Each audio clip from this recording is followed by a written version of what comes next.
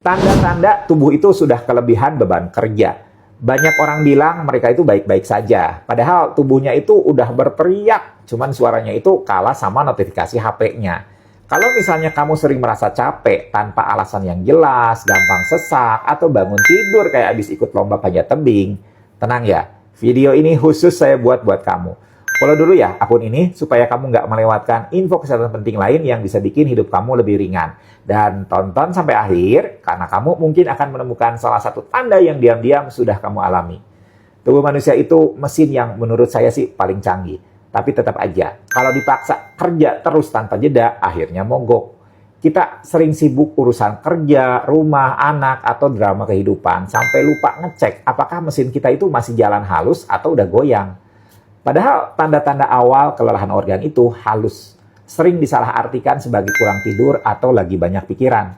Kita cuma minum kopi lagi, tanpa sadar jantungnya itu bilang, "Bos, saya itu bukan grinder kopi."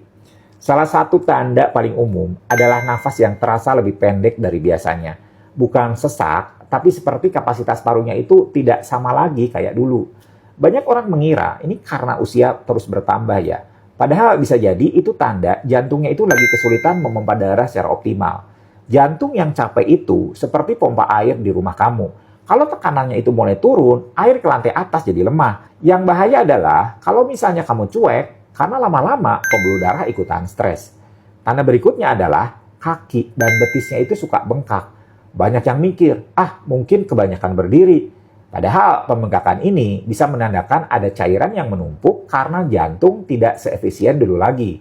Kalau sepatu kamu itu tiba-tiba terasa sempit, padahal berat badan itu tidak naik, itu bukan sepatunya yang menyusut, itu tanda tubuhnya itu sedang memberi kode keras. Beberapa orang juga mengalami detak jantung yang aneh, kadang cepat, kadang lompat, kadang berdebar tanpa alasan.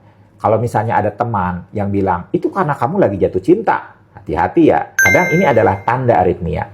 Sistem listrik jantung itu memang seperti kabel di rumah. Kalau ada satu jalur yang konslet, seluruh rumah itu bisa mati lampu. Jadi jangan dianggap remeh. Lalu ada gejala yang sering dianggap remeh. Kelelahan ekstrim. Ini beda dengan capek biasa. Ini jenis lelah yang tidak membaik walaupun udah tidur cukup. Bahkan bangun tidur malah tambah lelah. Nah itu tanda tubuhnya itu sedang mengalokasikan energi untuk bertahan, bukan untuk beraktivitas. Ibarat perusahaan yang mau bangkrut, yang penting gaji karyawan dulu dibayar, yang lainnya di stop. Salah satu tanda yang paling tersembunyi adalah perubahan nafsu makan. Ada yang jadi gampang lapar, ada yang malah hilang selera.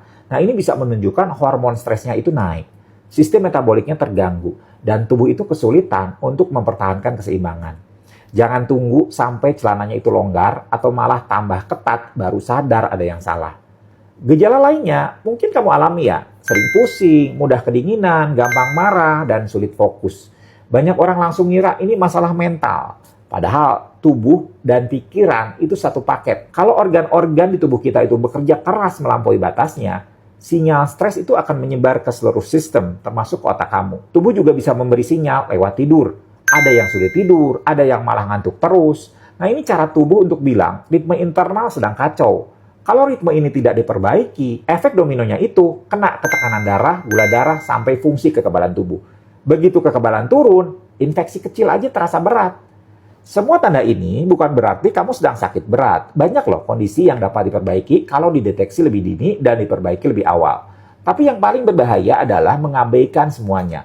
Berharap tubuh bisa pulih sendiri tanpa ada perubahan gaya hidup. Padahal organ-organ kita itu tidak bisa protes lewat email atau WhatsApp. Mereka protes lewat gejala. Jadi kalau misalnya tubuh kamu udah memberi tanda, jangan tunggu parah baru bergerak. Istirahatkan tubuhmu, dengarkan ritmenya, dan beri kesempatan untuk memulihkan diri. Mesin paling mahal adalah tubuh manusia. Dan kita cuma diberi satu set. Kalau menurut kamu video ini relevan, silahkan di-share. Bisa jadi seseorang di luar sana sedang butuh tamparan halus untuk mulai peduli sama tubuhnya sendiri. Karena hidup itu bukan sekedar panjang, tapi juga harus nyaman dijalani. Semoga tubuh kamu selalu kuat dan semoga kamu selalu peka membaca sinyal-sinyal kecil yang mencoba menyelamatkanmu.